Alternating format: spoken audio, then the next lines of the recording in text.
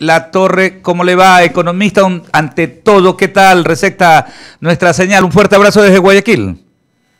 También un fuerte abrazo para ustedes. ¿Me escuchan bien? Sí, perfectamente. Y el abogado Ramiro Cepeda arranca este diálogo con usted.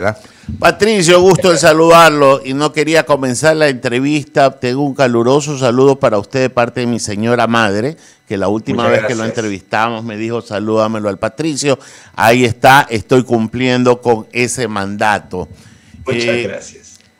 Te pregunto, la evaluación de estas primeras semanas del gobierno del presidente Lasso, no se puede esperar mucho en cuanto a gestión de leyes, de reformas, pero sí se puede esperar lo que sí leen los mercados internacionales, que es la aptitud, el propósito, el camino, la dirección.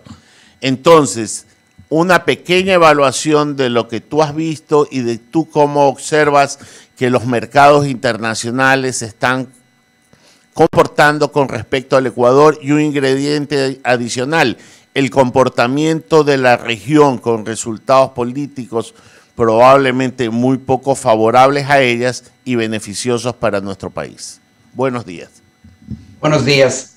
Sí, yo creo que visto desde el exterior, el Ecuador es ahora, por usar una palabra que es muy común entre los ecuatorianos, la luz de América. Y no lo estoy diciendo de manera exagerada. Como todos ustedes conocen, el mundo está muy complicado y nuestra región, y Sudamérica en particular, está muy complicada. Y hay países que inesperadamente están en situaciones difíciles, de alta violencia, con mucha incertidumbre sobre su curso político y económico, incluyendo a nuestro hermano país Perú y a Colombia. A Colombia azotada por una violencia, digamos, casi anárquica y nihilista, y Perú apostándole a un camino político muy peligroso que podría terminar muy mal.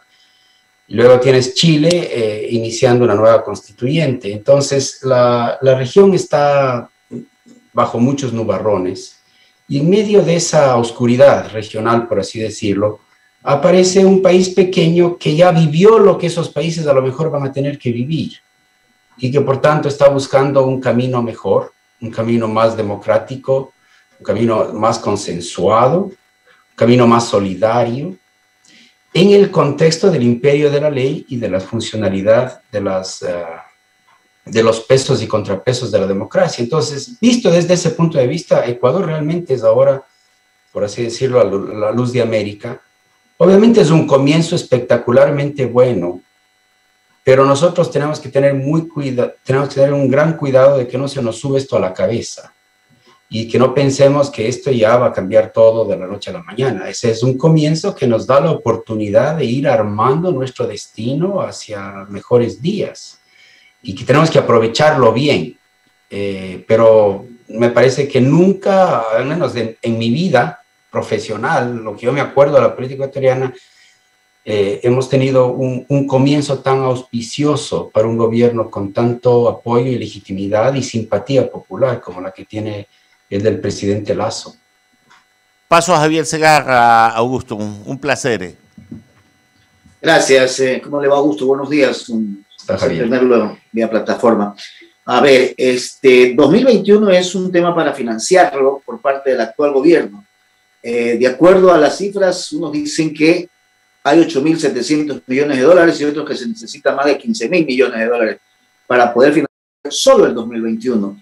En ese ámbito, ¿qué es lo que tenemos o se debe hacer por parte del actual gobierno? A ver, la situación fiscal es complicada y es más complicada en el 2022 que en el 2021. Entonces, en el 2021, con cuidado, con sabiduría, con buen manejo fiscal, evitando, digamos, reacciones politizadas y prematuras que nos puedan descarrilar, el 2021 creo yo que lo vamos a poder manejar. Se necesitan, no sé exactamente cuánto se va a necesitar, pero si solo vemos el déficit y no las amortizaciones, si vemos el déficit, a lo mejor con unos 4.000 millones de dólares logramos cubrir el déficit. Entonces tenemos un desafío de financiamiento ciertamente es absolutamente necesario para poder manejarnos fiscalmente el mantener el acuerdo con el Fondo Monetario, y eso va a requerir una negociación que debe estar empezando. Mientras estamos nosotros conversando, debe estar empezando entre el Ecuador y el Fondo Monetario. Creo que la negociación del Ecuador puede ser muy exitosa, pero no va a ser fácil. Tiene que hacer una distinción. El Ecuador tiene que hacer una distinción, como todos otros países de la región. Tiene que distinguir entre aquellos gastos que son gastos extraordinarios asociados a la pandemia y que no se van a repetir, pero que hay que darles una enorme prioridad porque hay que atender estas necesidades que son necesidades humanas de primera urgencia. Y ese presupuesto quizás debería verse como un presupuesto temporal asociado a la pandemia que no se va a volver a repetir, y esa contabilidad quizás haya que separarla o distinguirla del presupuesto fiscal estructural de tendencia que tenemos que irlo consolidando. Si distinguimos entre los dos, se puede hacer un argumento que los gastos ocasionales, extraordinarios, que son solo de una sola vez, se deberían financiar con deuda, porque para eso está la deuda, es para este tipo de problemas inesperados como la pandemia. Pero el resto, la parte estructural, fiscal, ahí vamos a tener que hacer esfuerzos todos los ciudadanos para reducir los gastos y mejorar los ingresos y optimizar el funcionamiento del Estado. El Ecuador debería aspirar a llegar a un equilibrio fiscal y a un pequeño superávit en los siguientes 3 años o 4 años. Entonces necesitamos convencerle, ahora que los inversionistas están entusiasmados con el Ecuador, necesitamos convencerles que en los siguientes 4 años van a haber un proceso de ordenamiento fiscal continuo, sostenido, visible, observable, y que el Ecuador tome en serio el mantener las cuentas fiscales ordenadas, porque ese es el principal instrumento a través del cual conseguimos que baje de manera permanente la prima de riesgo país. Y que baje la prima de riesgo país es absolutamente esencial para la inversión, porque la prima de riesgo país te marca el retorno que cada inversionista necesita para invertir en el país. Nadie invierte en el país si el retorno no le cubre el riesgo. Entonces, en un país que tiene un riesgo como el nuestro, la inversión necesita tener una rentabilidad del orden del 20% al año, lo cual es muy alto. Si nuestro país tuviese una prima de riesgo más baja, podrían venir inversiones que estarían muy satisfechas con rentabilidades del orden del 8%, del 9%. Entonces, la bajada del prima de riesgo país te abre las puertas para que vengan inversiones que de otro modo no vendría, porque son inversiones que ahora sí se pueden materializar en vista de que el riesgo que hay que cubrir con el retorno de esas inversiones no es tan alto. Y a esto hay que sumarle que la situación en Perú, desde el punto de vista geopolítico, nos conviene, por así decirlo, porque la inversión que va para allá puede venir acá al Ecuador, y tras lo que ocurre en Colombia y lo que está sucediendo en Chile, debemos aprovechar esa circunstancia geopolítica de la que están pasando esos países para poder atraer inversión extranjera. Claro, pero eso requiere traducir la situación que visiblemente se la ve muy buena para el Ecuador ahora, en una percepción de que esta situación va a durar, va a fortalecerse, va a solidificarse, y que el Ecuador va en camino hacia una estructura económica más moderna, un manejo del sistema económico, digamos, más moderno, junto con una estructura democrática más viable, con más legitimidad. Tú sabes que en Ecuador, como en otros países de América Latina, cuando se le pregunta a la gente su apoyo a la democracia, durante las últimas décadas el apoyo de la población a la democracia cayó como piedra. En todos los países la democracia perdió, digamos, su ilusión, su atractivo.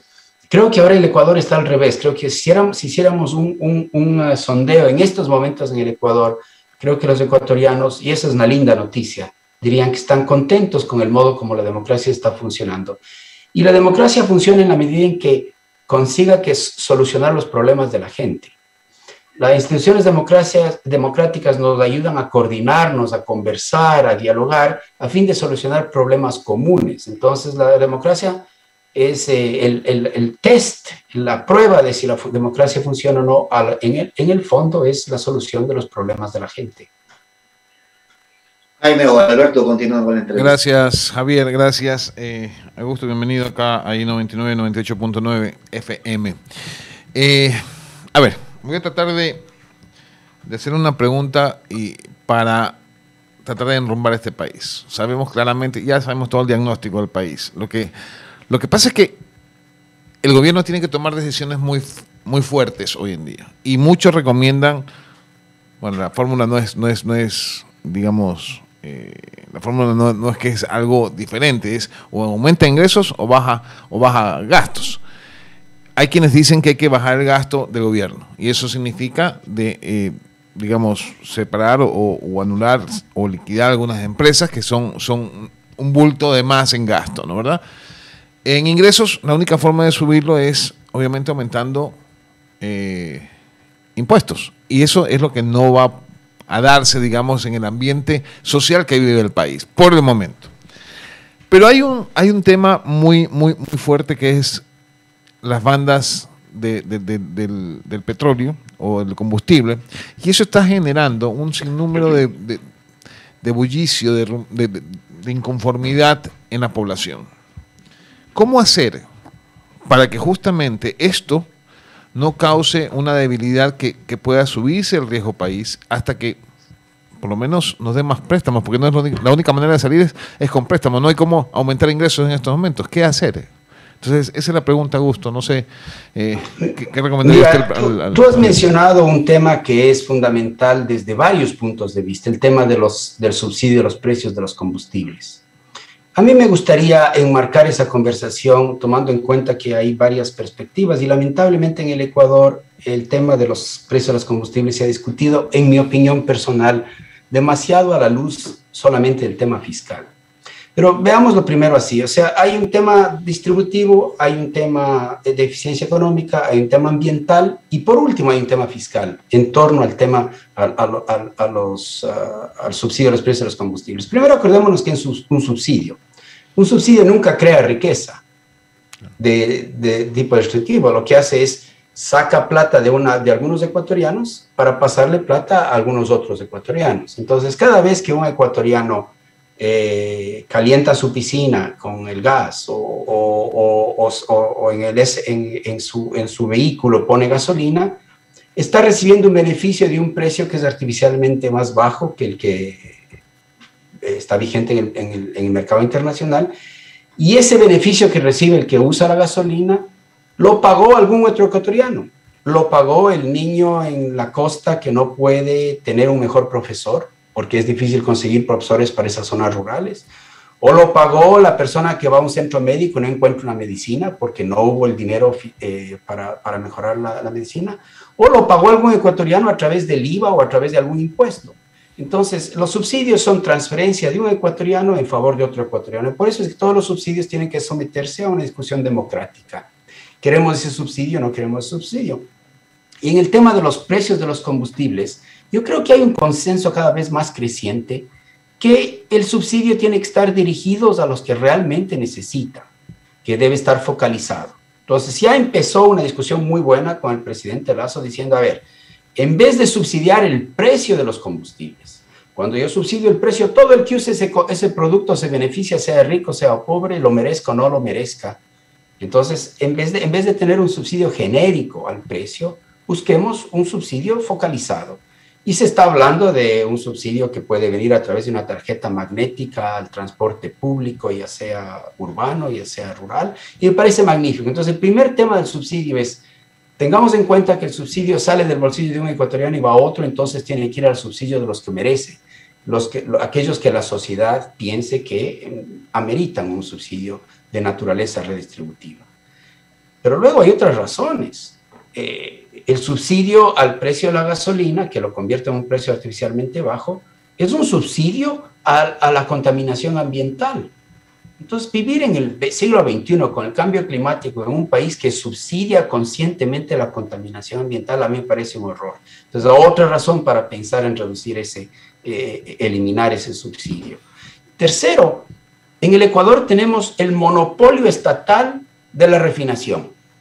En un mundo en que las refinerías han cambiado tecnológicamente de manera inmensa y en donde no tiene sentido que el Ecuador trate de tener una propia refinería cuando hay refinerías en el Golfo de México o en Texas que nos pueden producir la calidad de la gasolina que necesitamos en mucha mejor calidad. Entonces uno dice, Estamos ahora en un mercado en el que tenemos un monopolio estatal de la refinación. ¿Por qué no abrimos ese mercado? Dejamos que las gasolineras puedan comprar gasolina al mejor postor, en la mejor calidad, y nos unimos a un mundo internacional abierto, competitivo de combustibles, lo cual le permite además a Petroecuador vender el petróleo al precio internacional, en lugar de tener que venderlo a un precio artificialmente bajo a la refinería estatal. Entonces hay todo este tema de eficiencia económica que es una razón para mí muy poderosa para eliminar el subsidio al precio y reemplazarlo por uno localizado. Y por último está lo fiscal. Además de eso nos da recursos fiscales. Entonces nos permite cerrar este problema fiscal que tenemos. Entonces yo veo muchas más razones, todas muy lógicas, que deben ser sujetas a una conversación nacional, que militan en favor de eliminar el subsidio al precio de los combustibles y reemplazarlo por un subsidio focalizado a quienes queramos subsidiar como ecuatorianos, que yo creo que debe ser la gente que usa el transporte popular, claro, para ir a su trabajo. Correcto, economista. Pero todos estos cambios que usted plantea, lo único rápido podría ser la focalización del combustible, pero de ahí los cambios reales de cambiar justamente la refinación, hacerlo internacional y, digamos, cerrar, pues todas estas refinerías que más lo que cuestan es tenerlas abiertas que cerrarlas. Eso es un cambio a largo plazo. O sea, mientras tanto, ¿qué hacemos? ¿Prestamos plata? Sí, pero mientras tanto no nos queda más que reconocer que vamos a tener un déficit, que tenemos que evitar que el déficit se nos vaya de las manos y que ese déficit hay que financiarlo. Y para financiar ese déficit tenemos que tener las credenciales de un país serio que pueda ir a los multilaterales y decirles, mire, esta es la situación en la que me encuentro, tenemos todavía estos problemas, estamos caminando en esta dirección, estos son nuestros compromisos, necesitamos apoyo. Eso es lo que normalmente una persona responsable hace, ¿no es cierto? Un empresario pequeño responsable que quiere abrir un nuevo negocio va al banco y le cuenta qué plan tiene, qué inversiones quiere hacer, cómo va a llegar a esas inversiones y cómo esas inversiones le van a producir más ventas con las cuales él va a poder pagar, él o ella van a poder pagar su préstamo. De la misma manera, el Ecuador necesita acercarse a los multilaterales y explicar cuáles son nuestros planes para los siguientes 3 años, en el tema fiscal, pero también en otros aspectos de la economía, y a cambio de eso pedir el apoyo de un financiamiento de largo plazo y barato, que el único que vamos a conseguir en esas condiciones al momento, con la prima de riesgo país que tenemos, es aquel que proviene de los multilaterales, en este caso liderados por el Fondo Monetario Internacional, que por razones de arquitectura financiera internacional es la institución que te abre el acceso a los préstamos grandes del Banco Mundial, del BID y de la CAF.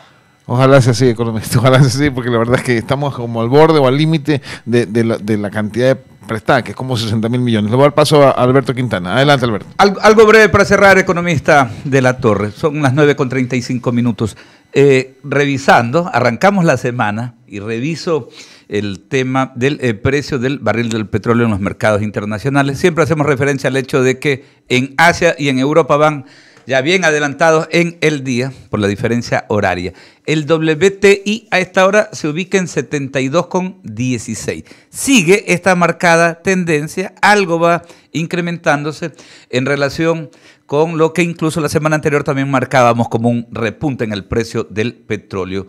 ¿Qué más o menos avisora usted? Más allá de que a veces este comportamiento, claro, hay diversos componentes que hacen que suba o baje en los mercados internacionales el precio del barril del petróleo, pero ¿qué más o menos se avisora? ¿Qué tan beneficioso es para nuestro país? Porque por un lado tenemos componentes positivos y también una carga negativa porque tenemos que sacar más plata por el pago de refinación de nuestros carburantes, economista. Así es, como usted bien dice, predecir la trayectoria del precio del petróleo es una cosa muy difícil y si pudiésemos hacerlo, todos los que pudiéramos seríamos millonarios, ¿no es cierto? Es un precio que tiene un comportamiento bastante aleatorio, impredecible, pero lo que sí es cierto es que hay una recuperación global de la economía enormemente vigorosa. Estados Unidos está saliendo del COVID a una velocidad inimaginable para mí, los aeropuertos están llenos, la gente está deseosa de viajar, de gastar, Entonces, en la medida en que la vacuna va cubriendo y protegiendo a la población, creo que vamos a tener al menos un par de años de una recuperación económica global muy fuerte, y eso va a empujar el precio del petróleo, y debería empujar el precio del petróleo hacia arriba.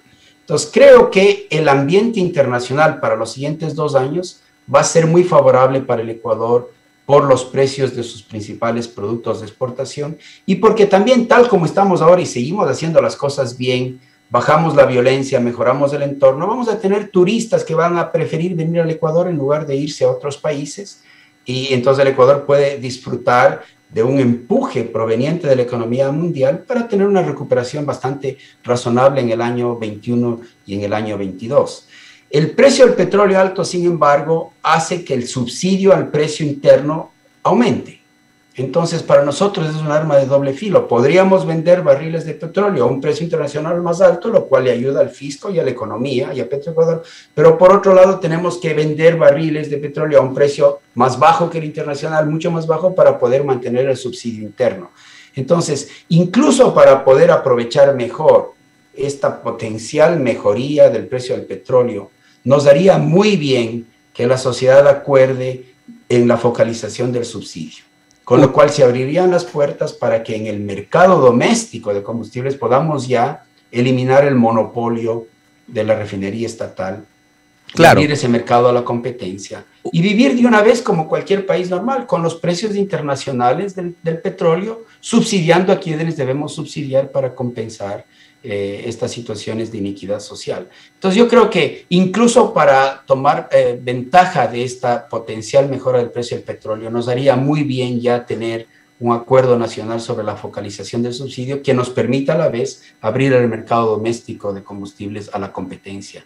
Claro, utilizando buenos mecanismos, buenos canales de comunicar, porque se nota que no ha habido, ¿no?, históricamente, unos buenos canales de comunicación para explicar lo que usted en detalle nos ha ido explicando de la manera cómo se podría clarificar conceptos, porque hay quienes están interesados en satanizar el tema y de repente hablan y dicen, no, es que ya vienen los neoliberales, vienen lo de aquí, vienen lo de acá, justamente para condenar este asunto. Entonces, de pronto, por esto también, Petroecuador avanza con estas campañas de perforación en Ispingo, Tambococha, Tiputini, Sacha y otros campos, ¿no? O sea, para aprovechar esta coyuntura, por ahí va aquello, ¿no? Sin duda, sin duda. O sea, es una riqueza que Diosito nos ha dado, por así decirlo, el petróleo. Tenemos que aprovecharlo bien. No vamos a poder aprovecharlo por mucho tiempo, porque el mundo va a llegar a un punto en el tiempo en el que el mundo no va a consumir fósiles, combustibles fósiles, por razones del cambio climático. Entonces, tal vez nos queda una ventana de tiempo que tenemos que optimizarla, y una manera de hacerlo es hacerlo bien, pues, ¿no es cierto? Sacándole, digamos, del jugo a este recurso natural que tenemos. Y como usted bien dice, creo que necesitamos una conversación amplia. Por eso me permito yo recordar, tenemos 4 grandes argumentos para eliminar el subsidio al precio de los combustibles y reemplazarlo por uno focalizado en la gente pobre que usa el transporte público. El primero es redistributivo. Redistribuir recursos en favor de los que necesitan y no de todo el mundo que usa la gasolina. El segundo es de eficiencia económica. Necesitamos un mercado de combustibles en donde no haya un monopolio de la refinería estatal, sino que sea un mercado abierto de combustibles de alta calidad. El tercero es ambiental. Necesitamos ya dejar de subsidiar la contaminación del ambiente. Y el último, que es el que más se habla y para mí el menos importante, es fiscal. Hacer que el fisco tenga los recursos para ir cubriendo su déficit y orientando bien su gasto. Claro, son sobradas razones como para abrir el debate nacional, pero vuelvo y repito, hay que explicarlo en detalle, hay que ser más ilustrativos. Yo creo que en eso se ha fallado. 9:41, economista. Muchísimas gracias por atendernos. Que tenga un excelente arranque de semana laboral. Muchas gracias, lo mismo para ustedes. Muchas Augusto de la Torre, ex gerente general del Banco Central del Ecuador, analista económico de nuestro país, dándonos líneas de orientación respecto a estos temas tan trascendentes.